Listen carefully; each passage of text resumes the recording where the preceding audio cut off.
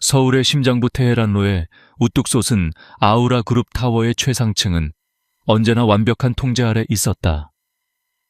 권지훈 회장의 집무실은 그의 성격처럼 차갑고 정제된 공간이었다. 거대한 통유리창 너머로 서울의 정형이 장난감처럼 펼쳐졌지만 그의 눈에는 그저 정복해야 할 또 다른 영토일 뿐이었다. 하지만 그 완벽한 통제력은 그의 쌍둥이 자녀 권민준과 권민서 앞에서는 무용지물이 되었다. 그래서 이번 지원자는 어떻습니까? 김비서. 권지훈이 넥타이를 살짝 풀며 물었다. 그의 목소리는 잘 조율된 첼로처럼 낮고 부드러웠지만 그 안에는 강철 같은 단단함이 배어 있었다. 그의 앞에는 수년간 그를 보좌해온 김미영 비서가 굳은 표정으로 서 있었다. 회장님, 솔직히 말씀드리면 이번에도 큰 기대는 하지 않으시는 게 좋을 것 같습니다. 경력도 평범하고 추천서도 일반 어린이집에서 받은 것뿐입니다. 이전의 전문 보육사들과는 비교가 되지 않습니다. 김 비서의 태블릿 화면에는 한서연이라는 이름의 이력서가 띄워져 있었다. 증명사진 속 여성은 수수한 옷차림에 옅은 미소를 띠고 있었지만 어딘지 모르게 평범함과는 거리가 먼 깊은 눈빛을 하고 있었다. 평범해서 좋습니다. 비범한 사람들은 이미 12명이나 두 손 들고 나갔으니까. 권지훈의 말에는 냉소와 피로가 뒤섞여 있었다. 그는 모니터를 켜 아이들의 놀이방을 비추는 CCTV 화면을 띄웠다. 화면 속에서 민준과 민서는 새로운 장난감 로봇을 두고 격렬하게 다투고 있었다. 비명과 울음소리가 음소거된 화면 너머로도 생생하게 들리는 듯했다. 들여보내세요. 잠시 후 한서연이 집무실 안으로 들어섰다. 그녀는 값비싼 정장을 차려입은 다른 지원자들과 달리 깔끔한 블라우스에 면바지를 입고 있었다. 화장기 없는 얼굴이었지만 자세는 꼿꼿했고 걸음걸이에는 군더더기가 없었다. 그녀는 거대한 집무실의 위압적인 분위기에도 전혀 주눅들지 않고 권지훈의 눈을 똑바로 마주했다. 한서연입니다. 그녀의 목소리는 차분하고 명료했다. 권지훈은 의자에 몸을 기댄 채 서류에서 눈을 떼지 않고 물었다. 아이들을 다루어 본 경험은 있습니까? 넷째 딸을 키우고 있습니다. 그리고 어린이집에서 2년간 교사로 일했습니다. 내 아이들은 보통 아이들과는 다릅니다. 그걸 감당할 수 있겠습니까? 그의 말투는 면접이라기보다는 신문에 가까웠다. 그는 그녀의 평범함 뒤에 숨겨진 무언가를 찾으려는 듯 날카로운 시선으로 그녀를 꿰뚫어 보려 했다. 한서연은 잠시 침묵했다. 그리고는 예상 밖의 대답을 내놓았다. 회장님, 세상에 보통 아이라는 건 존재하지 않습니다. 모든 아이는 자신만의 우주를 가지고 있고 어른의 역할은 그 우주를 이해하고 존중해주는 것입니다. 파괴하는 것이 아니고요. 권지훈의 눈썹이 미세하게 치켜 올라갔다. 처음 듣는 이야기는 아니었지만 그녀의 목소리에는 어떤 확신이 담겨 있었다. 마치 수많은 전투를 치른 베테랑 지휘관의 브리핑 같았다. 좋습니다. 말은 그럴듯하군요. 하지만 증명해 보여야 할 겁니다. 권지훈은 자리에서 일어나 놀이방으로 향했다. 한서연과 김비서가 그 뒤를 따랐다. 놀이방 문이 열리자 전쟁터 같던 소음이 일순간 멎었다. 민준과 민서는 거대한 남자의 등장을 보고 하던 싸움을 멈추고 경계심 가득한 눈으로 아버지를 쳐다봤다. 아이들의 눈에는 아버지에 대한 애정보다는 두려움이 더 크게 서려 있었다. 권지훈은 아이들을 본체 만체하고 한서연에게 턱짓을 했다. 보여주시죠. 당신의 이해와 존중이라는 것을. 그것은 시험이었다. 잔인하고 노골적인 시험대였다. 김비서는 안타깝다는 듯한 표정으로 한서연을 쳐다봤다. 아마 10분도 버티지 못하고 울면서 뛰쳐나갈 것이라고 생각하는 듯했다. 하지만 한서연은 당황하지 않았다. 그녀는 권지훈이나 김비서에게는 눈길도 주지 않고 오직 두 아이에게만 시선을 고정했다. 그녀는 천천히 아이들에게 다가갔다. 아이들은 뒷걸음질 치며 그녀를 경계했다. 그녀는 아이들과의 거리를 유지한 채 바닥에 흩어진 장난감 로봇의 잔해를 조용히 내려다보았다. 이 로봇 정말 멋지구나. 그런데 팔 한쪽이 부러졌네. 많이 아프겠다. 그녀는 로봇에게 말을 걸었다. 아이들은 어리둥절한 표정으로 그녀를 쳐다봤다. 민준이 소리쳤다. 제가 그랬어. 민서가 부쉈다고. 민서도 지지 않고 외쳤다. 아니야, 오빠가 먼저 빼앗아 갔단 말이야. 다시 싸움이 시작될 조짐이 보이자 한서연은 부드럽게 말을 이었다. 그랬구나. 둘 다 이 로봇을 정말 좋아했나 보네. 이렇게 멋진 로봇인데 혼자서는 다시 일어날 수가 없겠어. 도움이 필요할 텐데. 그녀는 부서진 로봇 팔을 조심스럽게 집어들었다. 그리고는 민준을 바라보며 말했다. 네온 손재주가 아주 좋아 보이는구나. 이 팔을 다시 붙이려면 아주 정교한 기술이 필요할 것 같은데 혹시 도와줄 수 있니? 민준은 주춤했다. 칭찬은커녕 꾸중만 듣던 아이에게 그녀의 말은 낯설었다. 이어서 그녀는 민서를 바라봤다. 그리고 넌 색깔을 아주 잘하는 것 같아. 로봇을 고치고 나서 더 멋지게 꾸며줘야 하는데 어떤 색깔이 어울릴지 추천해 줄 수 있을까? 아이들은 서로의 얼굴을 쳐다봤다. 그녀는 아이들의 싸움의 원인을 캐묻지 않았다. 누구의 잘못인지 따지지도 않았다. 대신 그녀는 아이들에게 책임과 역할을 부여했다. 파괴된 상황을 함께 해결해 나갈 동료로 대우해 준 것이다. 잠시 망설이던 민준이 조심스럽게 다가와 부서진 로봇을 살피기 시작했다. 민서도 옆으로 다가와 색연필통을 뒤적였다. 믿을 수 없는 광경이었다. 몇 분 전까지만 해도 서로를 핥히고 싸우던 아이들이 이제는 공동의 목표를 위해 협력하고 있었다. 이 모든 것을 지켜보던 권지훈의 표정에 처음으로 균열이 생겼다. 그는 언제나 문제의 원인을 찾아 제거하는 방식으로 살아왔다. 아이들의 싸움은 문제였고 그 원인은 아이들의 나쁜 버릇이라고 생각했다. 그래서 더 엄격한 규칙과 더 비싼 장난감으로 그 문제를 덮으려 했다. 하지만 한서연은 달랐다. 그녀는 문제의 본질을 꿰뚫어 보았다. 아이들의 행동은 문제가 아니라 신호라는 것을, 관심과 인정을 갈구하는 절박한 신호라는 것을. 한서연은 아이들과 함께 바닥에 앉아 로봇을 수리하기 시작했다. 그녀의 손놀림은 능숙했고 아이들에게 지시하는 목소리는 단호하면서도 따뜻했다. 어느새 놀이방은 평화로운 작업실로 변해 있었다. 권지훈은 조용히 놀이방을 나와 다시 집무실로 돌아왔다. 그는 창가에 서서 서울의 야경을 내려다보았다. 수많은 빌딩의 불빛이 별처럼 반짝였지만 그의 마음은 그 어느 때보다 복잡했다. 그는 아내를 잃은 후 오직 일에만 매달렸다. 아이들을 사랑했지만 어떻게 사랑해야 하는지 방법을 몰랐다. 그래서 최고의 환경과 최고의 물건을 주는 것으로 자신의 역할을 다했다고 생각했다. 하지만 방금 전 한서연이라는 여자가 그에게 보여주었다. 아이들에게 필요했던 것은 값비싼 장난감이나 거대한 놀이방이 아니라 그저 자신들의 눈높이에서 함께 무언가를 만들어갈 사람이었다는 것을. 김 비서가 조심스럽게 들어와 물었다. 회장님 어떻게 할까요? 다른 지원자들도 기다리고 있습니다. 권지훈은 잠시 생각에 잠겼다. 그의 머릿속에서는 수많은 계산이 오고 갔다. 그녀의 평범한 이력 알려지지 않은 과거 모든 것이 위험 요소였다.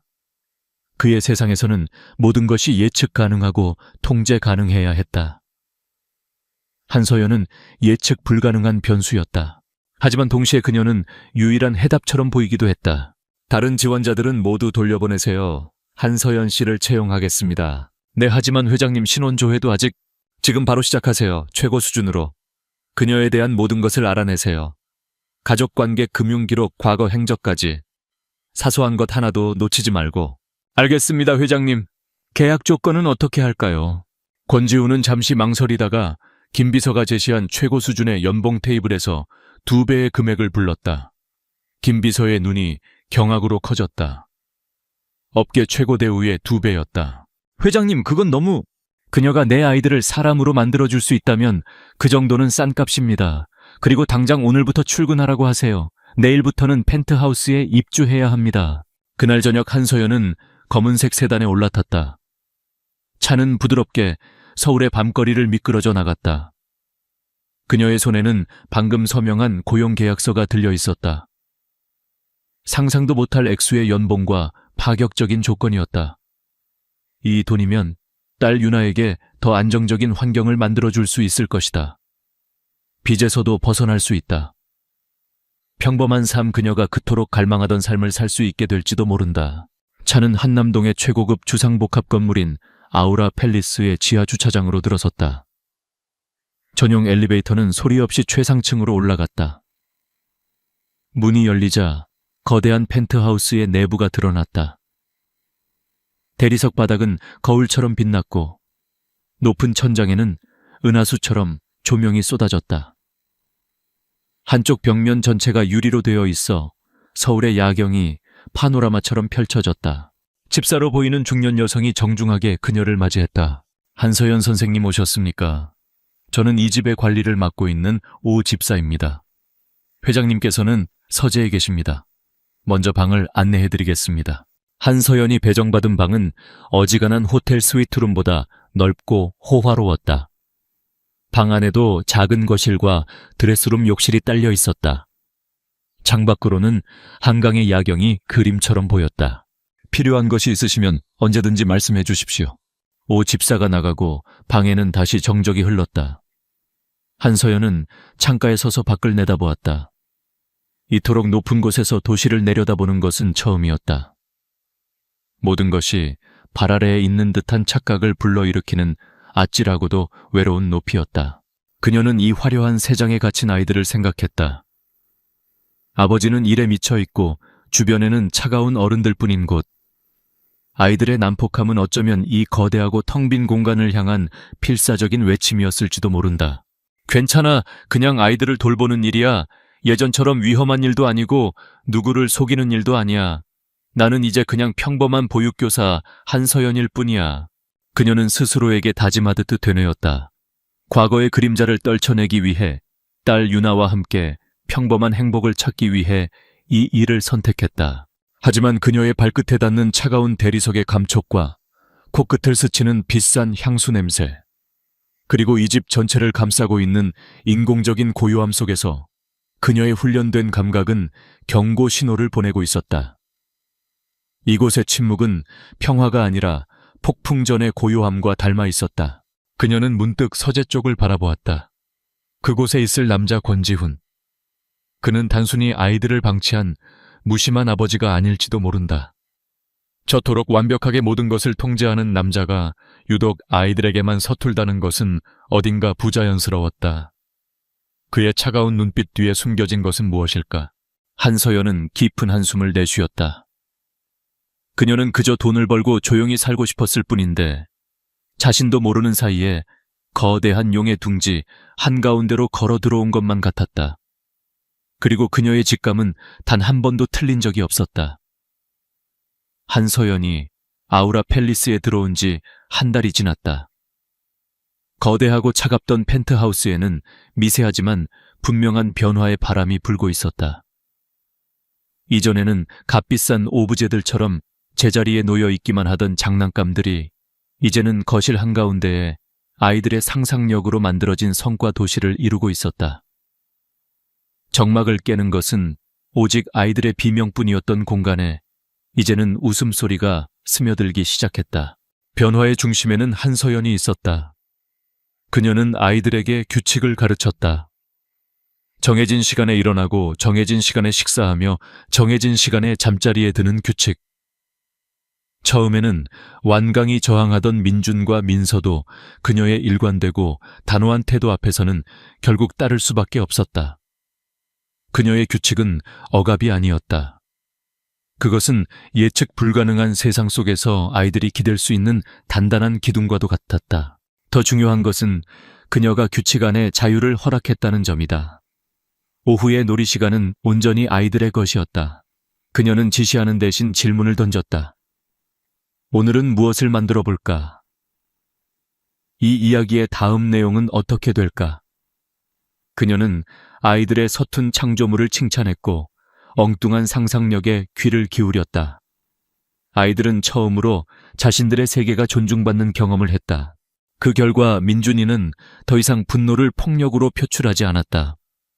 대신 블록으로 누구보다 정교하고 높은 탑을 쌓는데 에너지를 쏟았다. 민서는 그림으로 자신의 감정을 표현하기 시작했다. 슬플 때는 비 오는 풍경을 기쁠 때는 무지개가 뜬 들판을 그렸다. 한서연은 그 그림들을 소중하게 모아 아이들의 방 한쪽 벽에 전시해 주었다. 그 벽은 아이들의 마음을 보여주는 지도가 되었다. 이 모든 변화를 권지우는 소리 없이 지켜보고 있었다. 그는 이전보다 이른 시간에 퇴근하는 날이 잦아졌다. 굳이 아이들 앞에 모습을 드러내지는 않았지만 서재문을 살짝 열어둔 채 거실에서 들려오는 소리에 귀를 기울였다. 아이들의 웃음소리, 그리고 그 사이를 부드럽게 오가는 한서연의 목소리. 그 소리들은 수년간 그의 가슴을 짓누르던 무거운 돌덩이를 조금씩 녹여내리는 듯했다. 어느 날 저녁 그는 평소보다 일찍 집으로 돌아왔다. 거실에서는 한서연이 아이들에게 책을 읽어주고 있었다.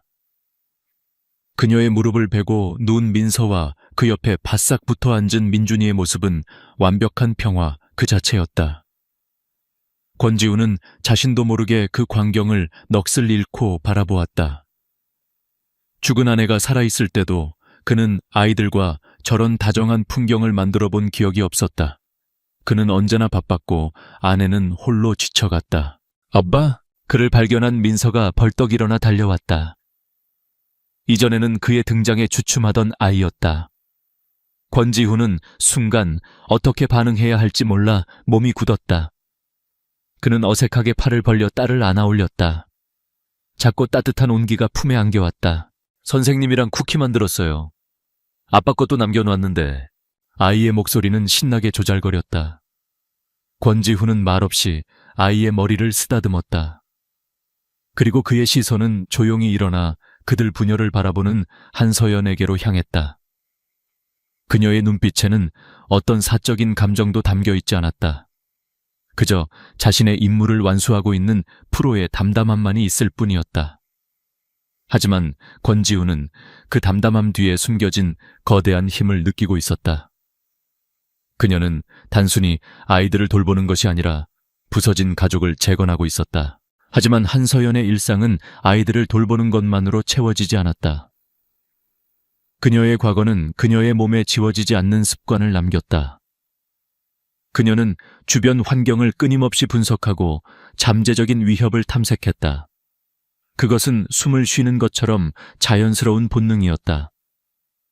그리고 이 완벽해 보이는 펜트하우스에서 그녀의 본능은 계속해서 경고음을 울리고 있었다. 첫 번째 이상 신호는 보안 시스템에서 발견되었다. 아우라 팰리스의 보안은 철옹성 같았다. 하지만 한서연은 그 철옹성의 미세한 균열들을 발견했다. 예를 들어 권지훈의 개인 서재 주변에는 기묘한 사각지대가 존재했다. 대부분의 공간을 샅샅이 비추는 CCTV가 유독 서재로 향하는 복도와 문 앞에서는 각도가 미묘하게 틀어져 있었다. 의도적으로 만들어진 사각지대였다. 또한 집안의 와이파이 네트워크는 2개였다. 하나는 가족과 직원들이 사용하는 일반 네트워크였고 다른 하나는 고도로 암호화된 히든 네트워크였다. 일반적인 가정집에서는 절대 볼 수 없는 구성이었다. 어느 날 밤 그녀는 오 집사가 서재에 차를 내가는 틈을 타 쟁반 위에 놓인 소형 태블릿이 그 히든 네트워크에 자동으로 접속되는 것을 목격했다. 단순한 가사용 네트워크가 아니었다. 그것은 외부와 비밀리에 통신하기 위한 별도의 채널이었다. 두 번째 이상 신호는 손님의 모습으로 나타났다. 어느 주말 오후 아우라 그룹의 부회장인 최태석이 긴급한 용무라며 펜트하우스를 방문했다. 최태석은 훤칠한 키에 세련된 맞춤 정장을 입고 있었다. 그는 누구에게나 호감을 주는 부드러운 미소와 매너를 지니고 있었다. 그는 오 집사에게는 살갑게 안부를 물었고 아이들에게는 친근하게 눈을 맞추며 머리를 쓰다듬었다. 권지훈을 제외한 모든 사람들이 그의 매력에 빠져드는 듯했다. 하지만 한서연의 눈에는 다른 것이 보였다. 그의 미소는 입가에만 머물렀고 눈은 차갑게 계산하고 있었다. 서재로 들어서는 그의 걸음걸이에는 공간을 장악하려는 미세한 공격성이 배어 있었다. 그는 권지훈과 대화를 나누면서도 시선은 서재 안의 책장과 컴퓨터 금고 등을 빠르게 훑고 있었다. 그것은 단순한 호기심이 아니라 목표물의 위치를 파악하려는 포식자의 탐색 행위였다. 한서연은 아이들에게 주스를 가져다 준다는 핑계로 서재 근처에 머물렀다. 최태석은 문가에 서 있는 그녀를 발견하고는 인자한 미소를 지으며 말을 걸었다. 새로 오신 분인가 보군요. 아이들이 아주 좋아하던데 역시 전문가다우십니다. 과찬이십니다, 부회장님. 한서연은 정중하게 고개를 숙였다. 우리 회장님께서 워낙 일에만 빠져 사시는 분이라 집안일에는 영 서투시지. 아이들 잘 좀 부탁드립니다. 혹시 회장님께서 요즘 특별히 신경 쓰시는 일이나 주말 일정 같은 거라도 알 수 있을까요? 제가 좀 도와드릴 일이 있을까 해서요. 그것은 아주 교묘한 질문이었다. 비서도 아닌 보모에게 회장의 일정을 묻는 것은 상식 밖의 일이었다. 그는 그녀를 정보 가치가 없는 평범한 보모로 얕보고 경계심 없이 정보를 흘려줄 것이라 판단한 것이다. 한서연은 순진한 표정을 지으며 대답했다. 저는 아이들을 돌보는 일 외에는 아는 것이 없습니다. 회장님의 일정은 김 비서님께 여쭤보시는 것이 더 정확할 겁니다. 그녀의 대답은 완벽한 방어였다. 최태석은 잠시 그녀를 쳐다보았다. 그의 눈빛이 순간 날카로워졌다가 다시 부드러운 미소로 덮였다. 아, 그렇군요. 내가 실례를 했네요. 그는 더 이상 묻지 않고 서재 안으로 들어갔다. 하지만 한서연은 알 수 있었다. 최태석이라는 남자는 위험하다. 그녀의 감각은 그를 적으로 분류하고 있었다. 과거에 그녀가 상대했던 부패한 정치인, 잔인한 기업 사냥꾼들과 같은 종류의 인간이었다. 세 번째 이상 신호는 그날 밤에 찾아왔다. 최태석이 돌아간 후 권지우는 서재에서 밤늦게까지 나오지 않았다. 한서연은 잠든 아이들을 확인하고 자신의 방으로 돌아가려던 참이었다. 그때 서재에서 새어나오는 권지훈의 격앙된 목소리를 들었다. 그는 누군가와 통화를 하고 있었다. 유출된 데이터는 일단 막았지만 이건 시간 문제야. 내부 소행이 확실해. 프로메테스 팀은 아무도 믿을 수 없어. 최 부회장의 손길이 닿지 않은 곳이 없어. 그 자가 너무 대담해지고 있어. 증거를 잡아야 해. 그놈의 숨통을 끊어놓을 확실한 증거를. 목소리는 다시 낮아졌고 한서연은 조용히 자신의 방으로 발걸음을 옮겼다. 그녀의 머릿속은 복잡하게 얽혔다. 데이터 유출 프로메테스 초의 부회장. 흩어져 있던 퍼즐 조각들이 하나의 그림을 향해 맞춰지고 있었다. 권지우는 지금 보이지 않는 전쟁을 치르고 있었다. 회사 내부의 배신자와 싸우고 있었다. 최태석 부회장이 바로 그 배신자일 가능성이 높았다. 서재의 보안, 사각지대 비밀 네트워크, 그리고 오늘 최태석이 보였던 비정상적인 관심까지 모든 것이 그를 가리키고 있었다. 그날 밤 한서연은 잠을 이룰 수 없었다. 그녀는 자신의 방 창가에 서서 도시의 불빛을 내려다보았다. 조용한 삶을 살고 싶었다. 딸 유나를 안전하게 키우고 과거의 악몽에서 벗어나고 싶었다. 이 일에 휘말리는 것은 미친 짓이었다. 자신의 정체가 드러나기라도 하면 그녀와 딸의 목숨까지 위험해질 수 있었다. 하지만 아이들의 얼굴이 떠올랐다. 그녀의 손길에 안정을 찾아가는 민준과 민서, 그리고 홀로 거대한 적과 싸우고 있는 고독한 남자의 뒷모습. 그녀는 이제 이 가족의 단순한 고용인이 아니었다. 지난 한 달간 아이들은 그녀의 마음속에 깊이 자리 잡았다. 그녀는 이 아이들이 더 이상 상처받는 것을 원하지 않았다. 만약 최태석의 계획대로 아우라 그룹이 무너진다면 이 가족은 풍비박산이 날 것이다. 그녀의 내면에서 잠들어 있던 또 다른 자아가 고개를 들었다. 위험을 감지하고 정보를 분석하며 적의 약점을 파고드는 전략가. 국가를 위해 일하던 NIS의 최정계 요원 칼리로서의 자신이었다. 그냥 모른 척할 수는 없어. 이것은 더 이상 남의 일이 아니었다. 그녀는 결심했다. 아주 조심스럽게 누구도 눈치채지 못하게 그녀는 자신만의 조사를 시작하기로 했다. 한서연은 방구석에 깊숙이 넣어두었던 가방을 열었다. 가방 안에는 낡은 노트북 한 대와 여러 개의 유심칩, 그리고 위성통신이 가능한 소형 번호폰이 들어있었다. 그녀가 NIS를 떠나며 유일하게 챙겨 나온 생존 도구였다. 그녀는 노트북을 켜고 특수 제작된 보안 USB를 꽂았다. 몇 단계의 암호화된 절차를 거치자 화면에는 일반적인 인터넷 브라우저가 아닌 그녀만이 접속할 수 있는 다크웹의 정보망이 열렸다. 그녀의 손가락이 키보드 위에서 빠르게 움직이기 시작했다. 검색창에 그녀가 입력한 이름은 단 하나였다. 최태석 CHOE 태숙. 엔터키를 누르자 수많은 정보들이 화면 위로 쏟아져 나오기 시작했다.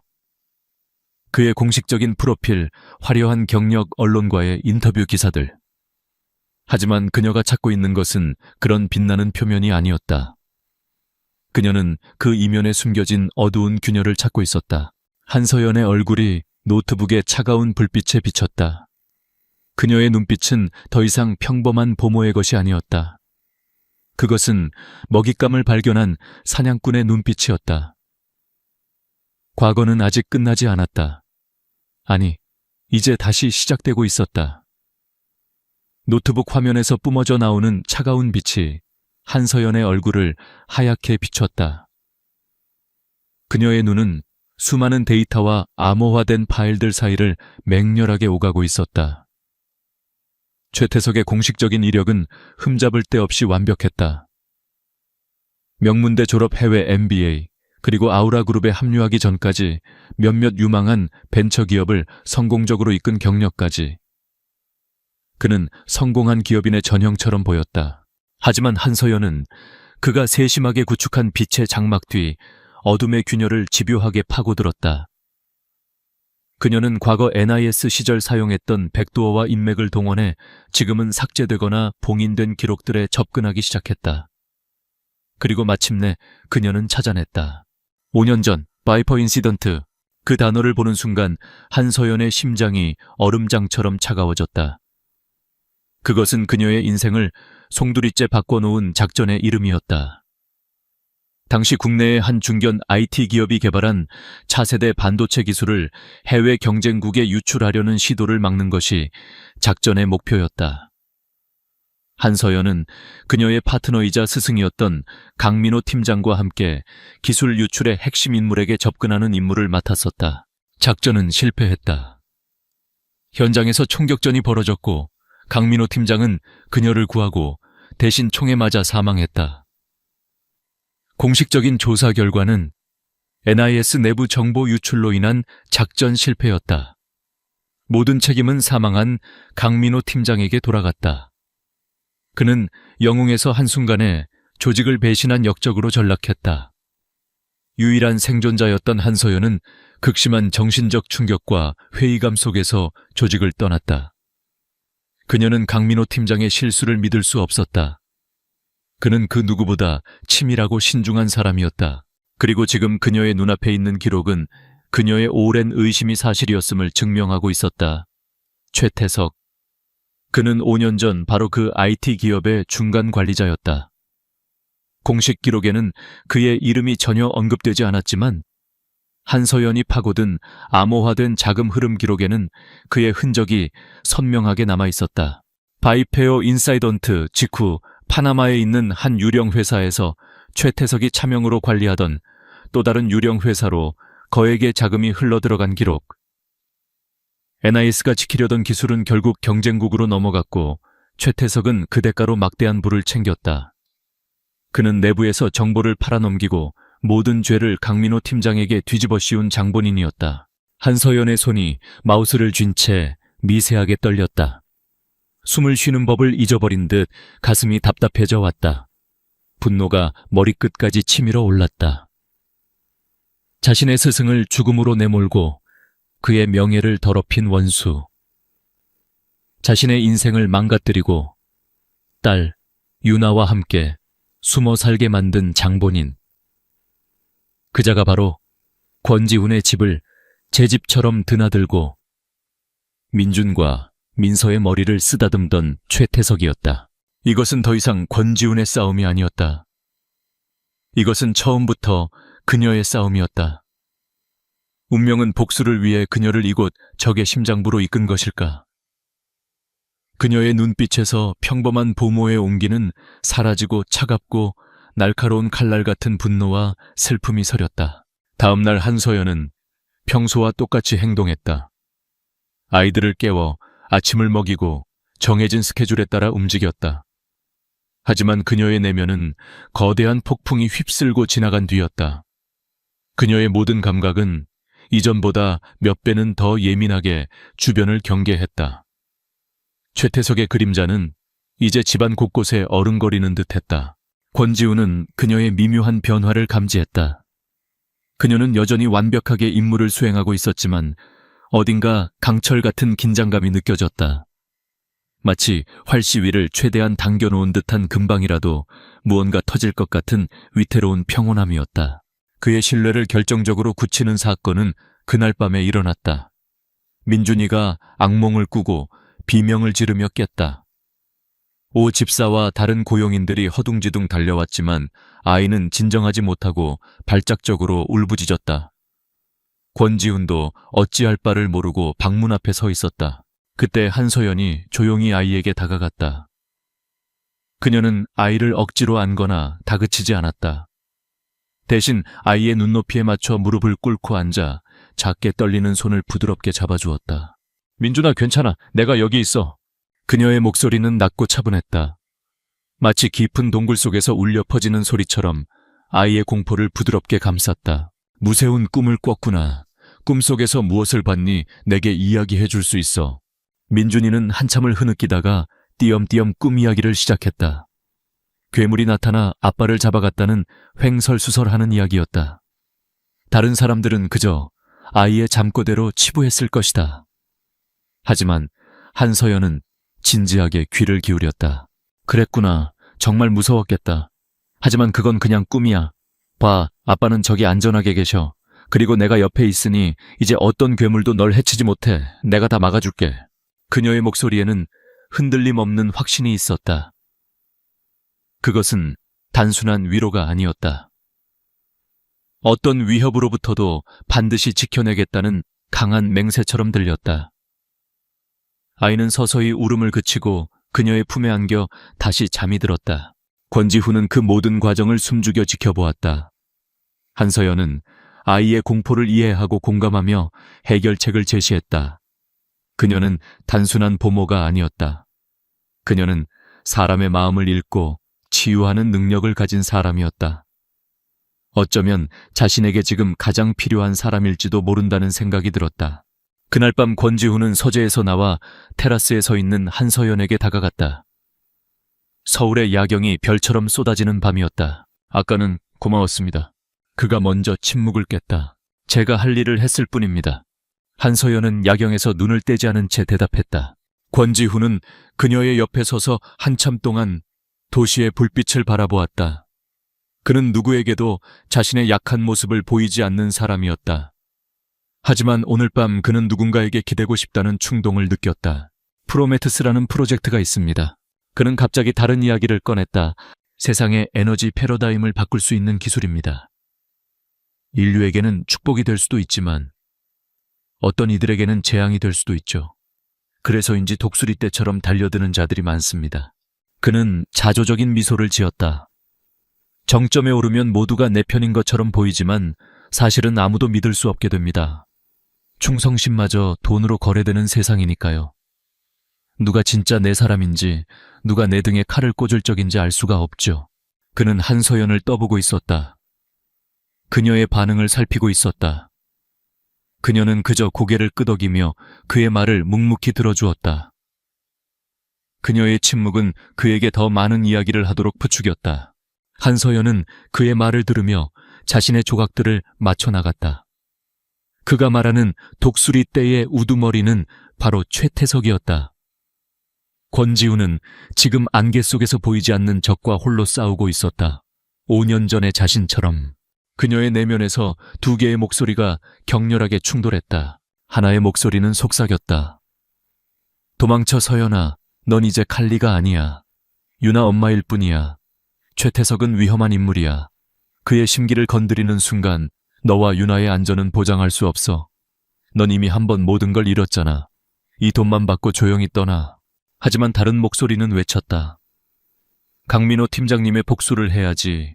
더러운 누명을 벗겨드려야지. 저 아이들을 봐. 민준이와 민서, 저 순수한 아이들이 최태석 같은 악마의 손에 노란하게 둘 셈이야.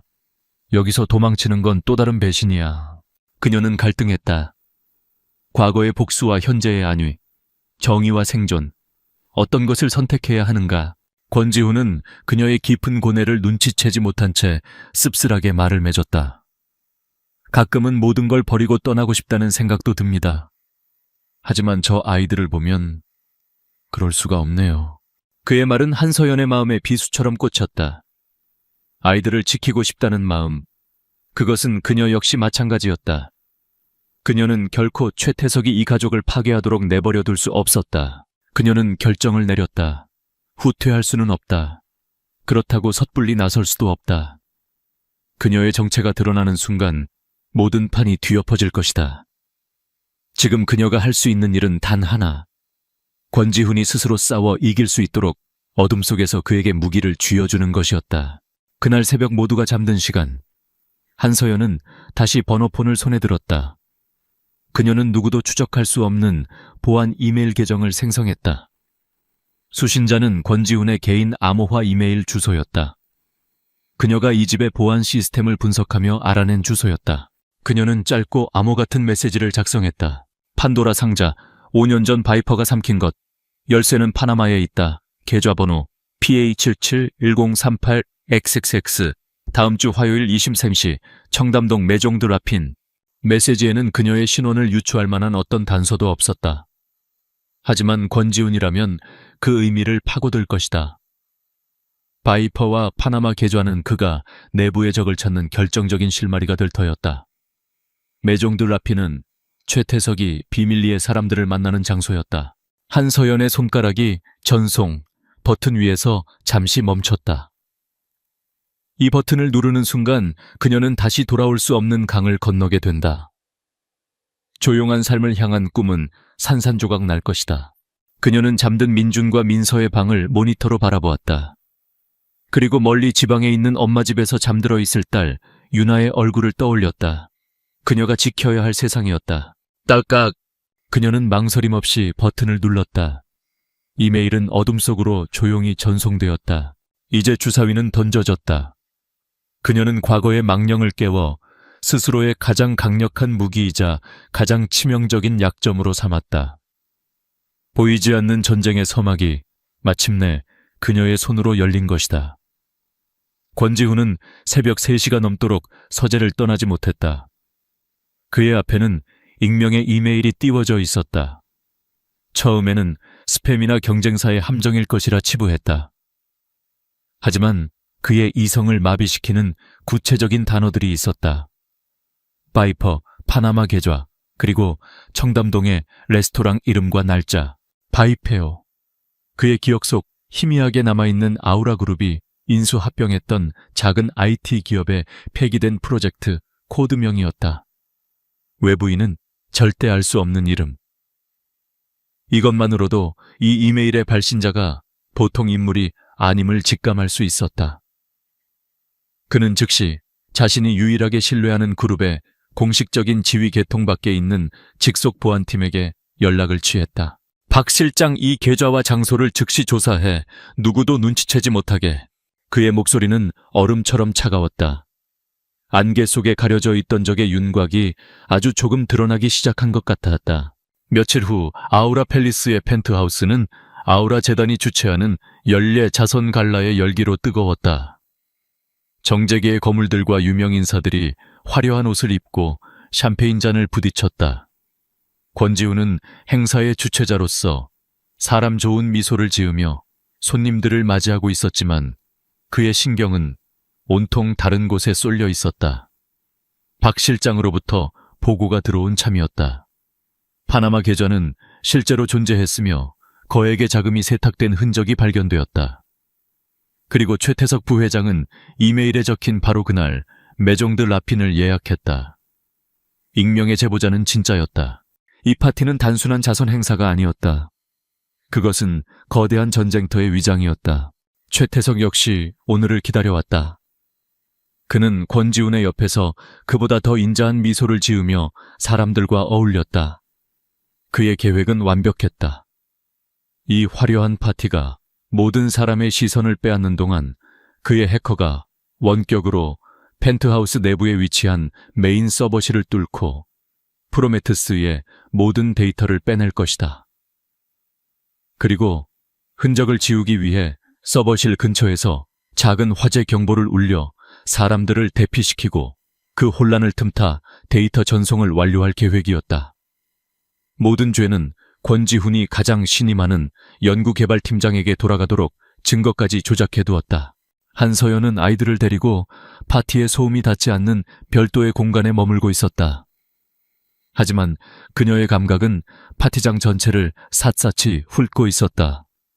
공기 중에 떠도는 미세한 긴장감 직원들의 부자연스러운 동선, 그리고 최태석의 눈빛. 그녀는 무언가 터지기 일보 직전임을 직감했다. 그녀의 눈에 이상한 장면이 포착되었다. 최태석의 신복인 보안팀장이 교묘하게 경비 인력을 서버실이 있는 복도에서 다른 곳으로 재배치하고 있었다. 그리고 한 기술팀 직원이 소형 신호 교랑이로 보이는 장비를 들고 서버실 방향으로 사라지는 것을 목격했다. 바로 그때였다. 날카로운 화재 경보음이 울려 퍼졌다. 파티장에 있던 사람들이 술렁이기 시작했다. 서버실 근처에서 작은 화재가 감지되었습니다. 비상 매뉴얼에 따라 해당 구역의 인원은 즉시 대피해 주십시오. 안내방송이 흘러나왔다. 계획대로였다. 하지만 그것은 최태성만의 계획이 아니었다. 한서연에게도 마찬가지였다. 그녀는 이제 선택의 여지가 없었다. 유모님 아이들 데리고 즉시 비상 대피실로 가세요. 제가 갈 때까지 절대 문 열어주지 마세요. 누구에게도요. 한서연은 아이들을 다른 유모에게 맡기며 단호하게 명령했다. 그녀의 눈빛은 더 이상 다정한 보모의 것이 아니었다. 그녀는 대피하는 사람들의 물결을 역류해 화재 경보가 울리는 곳으로 향했다. 그녀의 움직임은 혼란 속에서 그 누구의 눈에도 띄지 않을 만큼 빠르고 효율적이었다. 마치 물속을 유영하는 그림자 같았다. 서버실 문은 잠겨 있었다. 하지만 그녀에게 잠금 장치는 장애물이 되지 못했다. 그녀는 머리핀 하나를 이용해 몇 초 만에 자물쇠를 풀고 안으로 미끄러져 들어갔다. 안에는 예상대로 기술팀 직원이 단말기 앞에서 정신없이 데이터를 다운로드하고 있었다. 그는 헤드셋을 끼고 있어 그녀가 들어온 것조차 눈치채지 못했다. 한서연은 소리 없이 그의 등 뒤로 접근했다. 그리고는 한치의 망설임도 없이 그의 목 뒤 급소를 가격했다. 남자는 억소리도 내지 못하고 그대로 기절해서 바닥으로 쓰러졌다. 한서연은 즉시 단말기로 달려갔다. 다운로드 진행률 95%. 이미 데이터 대부분이 외부로 넘어가고 있었다. 해커의 IP를 역추적할 시간은 없었다. 그녀는 전송을 막고 흔적을 지워야 했다. 그녀의 손가락이 키보드 위에서 폭풍처럼 춤을 췄다. 평범한 사람들은 평생 구경도 못할 NIS의 비상 프로토콜과 강제 종료 명령어들이 화면 위를 수놓았다. 그녀는 데이터 전송 경로를 외부 서버가 아닌 추적이 불가능한 보안 블랙홀 서버로 강제 전환시켰다. 동시에 침입 경로에 심어둔 모든 로그 기록을 완벽하게 삭제하기 시작했다. 바로 그때 서버실 문이 거칠게 열렸다. 매엄쳐 권지훈이었다. 그의 직속 보안팀으로부터 서버실의 비상 침입이 감지되었다는 보고를 받자마자 달려온 것이었다. 그는 기업, 스파이나 전문 해커를 마주할 것이라 예상했다. 하지만 그의 눈앞에 서 있는 사람은 자신의 아이들을 돌보는 보모 한서연이었다. 그녀는 기절한 남자와 복잡한 코드가 쉴 새 없이 스크롤되는 메인 서버 화면, 그리고 자신을 번갈아 보며 충격에 휩싸인 권지훈을 등지고 서 있었다. 그녀의 자세 흔들림 없는 눈빛 주변을 압도하는 차가운 집중력. 그것은 다정하고 상냥하던 한서연의 모습이 아니었다. 그곳에는 전혀 다른 사람, 낯설고 위험한 존재가 서 있었다. 서버실 안에는 오직 기계들의 냉정한 소음만이 가득했다. 권지훈의 머릿속은 혼돈 그 자체였다. 익명의 이메일, 그녀의 기묘한 침착함, 그리고 눈앞에서 벌어진 믿을 수 없는 광경. 흩어져 있던 퍼즐 조각들이 하나의 끔찍한 그림으로 맞춰졌다. 그의 입에서 갈라진 목소리가 흘러나왔다. 한서연 씨, 당신 도대체 누구야? 그의 목소리에는 배신감, 충격, 그리고 서서히 차오르는 경외감마저 뒤섞여 있었다. 한서연은 천천히 그를 향해 돌아섰다. 그녀의 얼굴에서 온화한 미소의 가면은 완전히 벗겨져 있었다. 부드러운 흙더미가 걷히고 그 아래에 숨겨져 있던 날카롭고 단단한 화관감 같은 본체가 드러났다. 5년간 그녀가 억지로 묻어두었던 과거 NIS 최정예 요원 칼리의 모습이었다. 그녀는 대답해야 했다. 그리고 그 대답이 눈앞의 남자를 동지로 만들 것인지 아니면 또 다른 적으로 만들 것인지를 결정하게 될 터였다. 오랫동안 드리워져 있던 장막이 마침내 걷혔다. 이제 더 이상 과거로 돌아갈 수는 없었다. 서버실의 공기는 팽팽한 긴장감으로 가득 차 있었다. 권지훈의 질문은 날카로운 파편이 되어 두 사람 사이에 박혔다. 한서연은 그의 눈을 피하지 않았다. 이제는 숨을 이유도 숨을 수도 없었다. 그녀는 완전한 진실을 말하지는 않았다. 하지만 진실의 조각들을 전략적으로 조합했다. 저는 과거에 국가를 위해 일했던 사람입니다. 그녀의 목소리는 낮고 차분했지만 그 안에는 쇠처럼 단단한 무게가 실려 있었다. 그녀는 NIS라는 기관명을 직접 언급하는 대신 정부 정보기관이라고 애둘러 표현했다. 초혜태석 부회장은 제 과거와 관련된 인물입니다. 제가 벗어났다고 믿었던 위협이죠. 처음 이곳에 온 것은 정말 아이들을 돌보기 위해서였습니다. 하지만 그의 존재를 확인한 이상 모른 척할 수 없었습니다. 아이들과 회장님을 지켜야 한다고 판단했습니다. 그녀의 말은 계산된 것이었지만 진심이기도 했다. 그녀의 최우선 순위는 아이들의 안전이었고 그 진심이 그녀의 목소리를 통해 권지훈에게 전달되었다. 권지훈은 혼란 속에서 그녀의 말을 하나하나 곱씹었다. 충격이 가시고 그의 머릿속은 차가운 논리로 다시 작동하기 시작했다. 자신의 부모가 전직 스파이. 익명의 이메일은 그녀가 보낸 것. 그녀가 프로메테스를 구했다. 그녀는 적이 아니라 자신이 가진 가장 강력한 카드였다. 배신감은 아드레날린과 새로운 가능성에 대한 기대로 바뀌었다. 이 지독한 싸움에서 더 이상 혼자가 아니라는 안도감이 밀려왔다. 박 실장, 권지훈은 인터컴으로 그의 직속 부하를 호출했다. 그는 쓰러진 기술자를 가리키며 낮은 목소리로 지시했다. 이 자는 산업 스파이다. 방금 현장에서 체포했다. 한서연 선생의 도움이 결정적이었어. 공식적인 절차는 밟지 않는다. 최 부회장이 눈치채지 못하게 조용히 처리해.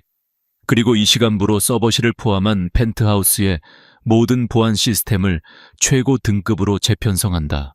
그의 지시는 빠르고 단호했다.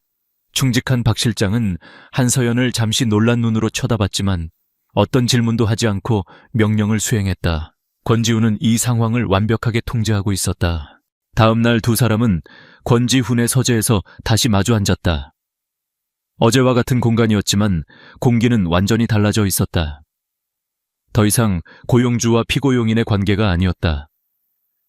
그들은 비밀스러운 전쟁을 함께 치르는 대등한 파트너였다. 권지훈이 먼저 입을 열었다. 그는 프로메테스 프로젝트의 전모와 아우라 그룹 내부의 권력 다툼, 그리고 최태석에 대한 모든 의심을 털어놓았다. 기업의 취약점 핵심 인물들의 성향 자금 흐름까지. 그는 자신이 가진 모든 정보를 그녀 앞에 펼쳐 보였다. 이제 한서연의 차례였다. 그녀는 정보요원의 관점에서 상황을 분석하기 시작했다. 초혜태석 같은 부류는 절대 스스로 멈추지 않습니다. 그는 탐욕스럽고 자신의 능력을 과신하며 필요하다면 사람을 해치는 것도 주저하지 않을 겁니다. 5년 전 바이퍼 인시던트가 그 증거입니다. 그녀는 자신의 감정적인 부분은 배제한 채 마치 오래된 사건 파일을 브리핑하듯 담담하게 설명했다. 최태석이 어떻게 기술을 빼돌리고 동료에게 죄를 뒤집어 씌웠는지, 그의 수법이 얼마나 교활하고 잔인했는지를 분석했다. 권지훈의 비즈니스적 통찰력과 자원, 그리고 한서연의 전략적 사고와 실전 경험. 두 개의 다른 세계가 만나 하나의 강력한 무기를 만들어내고 있었다. 그들은 밤늦도록 함께 계획을 세웠다. 계획은 이원적으로 진행될 것이었다. 권지우는 아무것도 모르는 척 평소처럼 행동하며 최태석을 안심시킨다. 그 사이 한서연이 제공하는 정보를 바탕으로 회사 내부에서 최태석의 비리를 입증할 합법적인 증거들을 조용히 수집한다. 이사회를 움직여 그의 권한을 서서히 축소시키고 그의 자금줄을 차단하는 것이 그의 역할이었다. 한서연은 계속해서 보모 역할을 수행한다. 그것은 외부에서 최태석을 감시하고 그의 비밀스러운 네트워크를 파고들기에 가장 완벽한 위장이었다. 그녀의 임무는 최태석의 약점을 찾아내고 그가 누구와 접촉하는지 그의 최종 목표가 무엇인지를 알아내는 것이었다. 그렇게 위태로운 동맹이 시작되었다. 그들의 관계는 빠르게 변해갔다. 밤이 되면 펜트하우스의 서재는 그들만의 비밀스러운 작전 본부가 되었다. 권지훈은 회사 건물의 설계도를 펼쳐놓고 보안 시스템의 허점을 설명했고 한서연은 침투와 도청이 가능한 경로들을 짚어냈다. 어느 날 밤 한서연은 최태석의 측근 중 한 명에게 전달될 선물이라며 권지훈이 가져온 고급 만년필을 분해했다. 그녀의 손안에서 만년필은 순식간에 최첨단 도청 장치로 변했다. 그녀의 능숙하고 정교한 손놀림을 보며 권지훈은 다시 한번 그녀의 정체에 대해 경외감을 느꼈다. 며칠 후 권지훈은 이사회에서 한서연이 알려준 정보를 이용해 최태석이 추진하던 계약의 허점을 날카롭게 파고들었다. 계약은 보류되었고 최태석의 입지는 미세하게 흔들렸다. 그는 당황한 표정을 감추지 못했고 회의실을 나서는 그의 눈빛에는 권지훈을 향한 노골적인 적의가 담겨 있었다. 함께 위기를 헤쳐나가면서 두 사람 사이에는 단순한 파트너십 이상의 감정이 싹트기 시작했다. 그는 그녀가 짊어진 과거의 상처와 고독을 보았고 그녀는 그의 차가운 CEO 가면 뒤에 숨겨진 외로움과 강직함을 보았다. 존경과 신뢰, 그리고 그들 자신도 미처 인지하지 못하는 끌림이 위험한 긴장감과 뒤섞여 갔다. 한편 최태석은 바보가 아니었다. 서버실 침투는 실패했고 그가 보냈던 기술자는 흔적도 없이 사라졌다. 권지훈이 이사회에서 자신을 공격한 것도 예사롭지 않았다. 보이지 않는 그물망이 자신을 조여오고 있음을 직감했다. 그의 방역은 더욱 대담하고 잔인해졌다. 프로메테스 프로젝트의 핵심 연구원 중 한 명이 출근길에 의문의 교통사고를 당해 중상을 입었다. 그리고 언론에는 익명의 제보를 가장한 권지훈의 경영 능력을 폄하하는 악의적인 기사들이 실리기 시작했다. 최태석은 경고를 보내고 있었다. 더 이상 다가오면 모든 것을 파괴해버리겠다는 경고였다. 그날 밤 서재의 분위기는 무겁게 가라앉았다. 권지훈은 창밖을 보며 깊은 시름에 잠겨 있었다. 그가 아이들을 건드릴 수도 있을까요? 그의 목소리에는 처음으로 두려움이 묻어나왔다. 자신을 향한 공격은 얼마든지 감당할 수 있었지만 아이들이 위험에 처하는 것은 상상조차 할 수 없었다. 한서연은 그의 흔들리는 눈을 똑바로 마주보았다.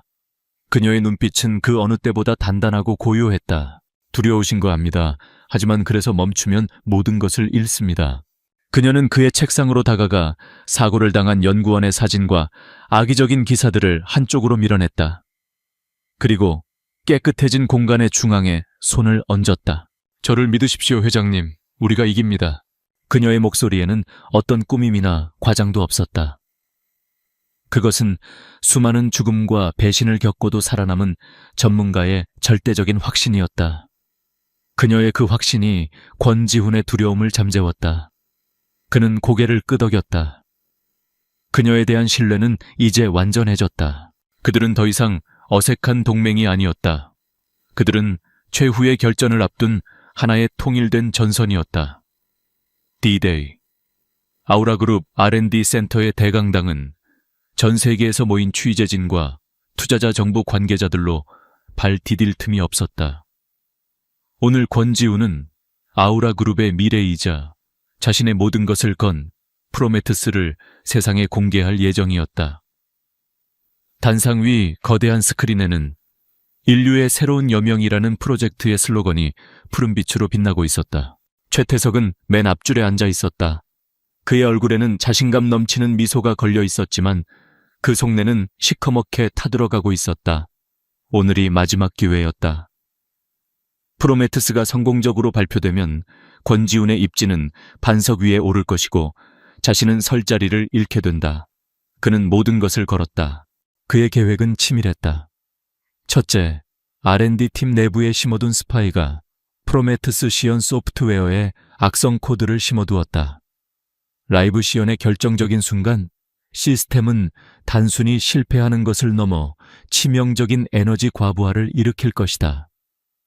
권지훈의 기술이 사기이자 위험한 재앙 덩어리로 낙인 찍히는 순간 아우라 그룹의 주가는 폭락하고 그의 명성은 나락으로 떨어질 터였다. 둘째, 권지훈의 손발을 묶어둘 보험도 마련했다. 그의 부하들이 아이들의 하굣길을 에스코트할 것이었다. 프레젠테이션 시작 직전 그는 권지훈의 휴대폰으로 사진 한 장을 보냈다. 권민준과 권민서가 험악한 인상의 남자와 함께 서 있는 사진이었다. 그리고 메시지가 뒤따랐다. 원래 계획대로 시연을 진행해. 딴 생각은 품지 마. 내 보모에게 연락할 생각은 더더욱 하지 않는 게 좋을 거야. 그는 아이들을 인질로 삼아 한서연까지 무력화시켰다고 확신했다. 하지만 그가 모르는 사실이 있었다. 이 모든 것은 한서연과 권지훈이 예측한 시나리오였다. 같은 시각 한서연은 R&D 센터가 아닌 서울 외곽의 한적한 도로 위에 있었다. 그녀의 귀에 꽂힌 인이어에서는 박 실장의 긴박한 목소리가 흘러나왔다. 타겟 차량 3분 후 예상 지점 통과, 3명 탑승 확인. 최태석이 아이들을 납치하기 위해 보낸 진짜 팀이었다. 한서연은 권지훈과 미리 계획한 대로 아이들을 안전한 장소로 옮겨두었다. 최태석이 받은 사진은 박 실장이 연출한 가짜 사진일 뿐이었다. 검은색 밴 한 대가 코너를 돌아 모습을 드러냈다. 한서연은 도로 한가운데로 걸어 나갔다. 밴은 경적을 울리며 급정거했다. 차에서 험악한 인상의 남자 셋이 내렸다. 웬 여자야 죽고 싶어. 그들이 경멸적으로 뇌까리는 순간 한서연은 움직였다. 그녀의 몸은 바람처럼 빨랐고 동작은 군더더기 없이 간결했다. 첫 번째 남자의 팔을 꺾어 제압하고 그를 방패 삼아 두 번째 남자의 공격을 막아냈다. 마지막 남자가 칼을 꺼내 들었지만 그녀의 손에 들린 3단봉이 더 빨랐다.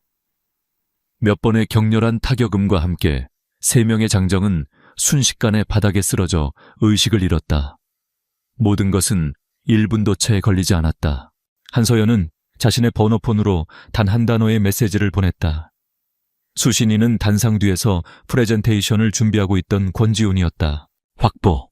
권지훈은 메시지를 확인하고 조용히 휴대폰을 집어넣었다. 그의 얼굴은 얼음처럼 차가웠지만 눈빛은 불꽃처럼 타오르고 있었다.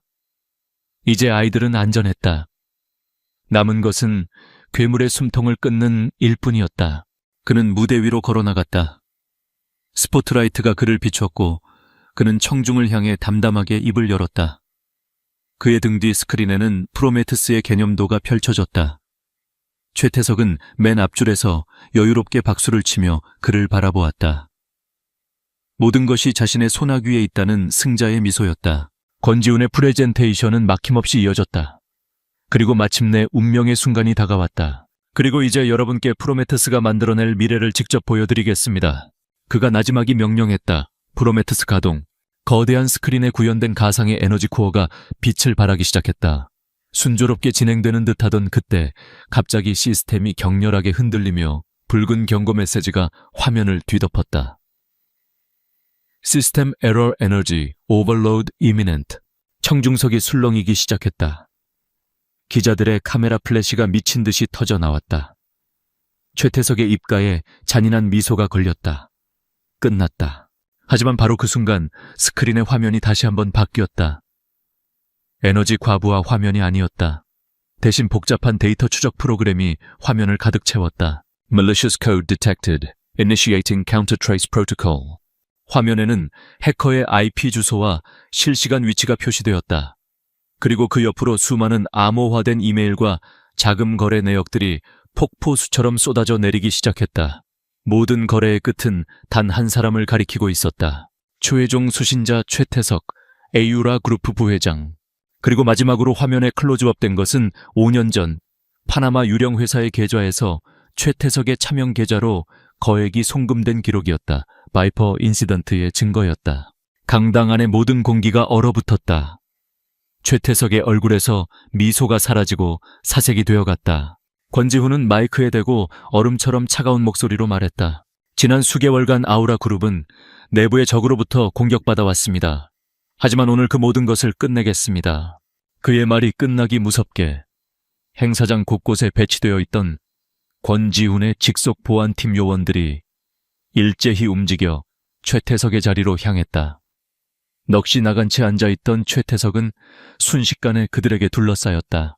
최태석 부회장 당신을 산업기술 유출 배임 및 살인교사 혐의로 체포합니다. 박 실장의 선언에 강당은 아수라장이 되었다. 보안팀에게 양팔이 붙들려 끌려나가던 최태석의 길을 한 사람이 막아섰다. 방금 현장에 도착한 한서연이었다. 두 사람의 시선이 허공에서 부딪혔다. 최태석은 믿을 수 없다는 듯 분노와 경악이 뒤섞인 표정으로 그녀를 노려보았다. 네오, 고작 보모 따위가 어떻게... 그는 마지막까지 그녀를 보모라고 불렀다. 그녀가 얼마나 치명적인 존재인지 전혀 깨닫지 못한 채 한서연은 그를 증오나 경멸이 아닌 차가운 심판의 눈빛으로 바라보았다. 그리고 그녀의 입에서 오직 그만이 알아들을 수 있는 이름 하나가 흘러나왔다. 강민호. 그 이름을 듣는 순간 최태석의 얼굴이 경련을 일으키며 일그러졌다.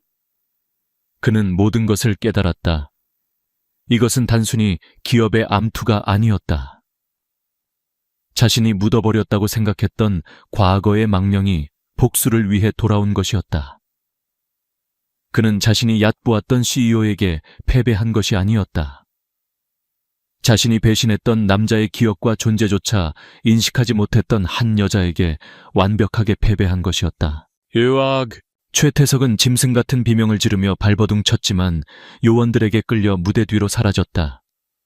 카메라 플래시가 쉴 새 없이 터지는 가운데 권지훈은 단상에서 내려와 한서연의 곁에 섰다. 어떤 말도 필요 없었다. 그들의 새로운 현실을 세상에 알리는 조용하지만 강력한 선언이었다.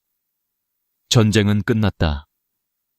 프로메테스 공개 행사가 끝난 후 며칠간 대한민국은 최태석 게이트로 떠들썩했다. 아우라 그룹 부회장의 전격 체포는 재계에 거대한 충격파를 던졌다. 수사는 걷잡을 수 없이 확대되었고 최태석과 결탁했던 부패한 정치인과 기업인들이 줄줄이 소환되었다. 대한민국 사회의 가장 어두운 환부를 도려내는 거대한 수술이 시작된 것이다.